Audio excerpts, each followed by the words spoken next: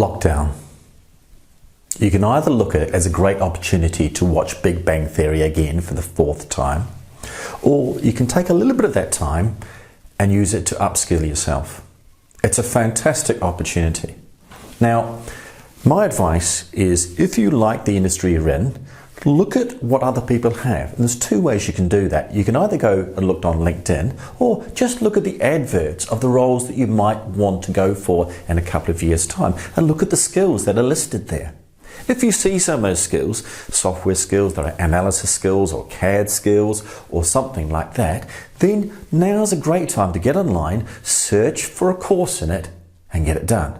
Just think, if you're going back to work and you've been away for a few weeks, you can come back and say, well look, now I know Python, now I know Revit, now I know Tekla.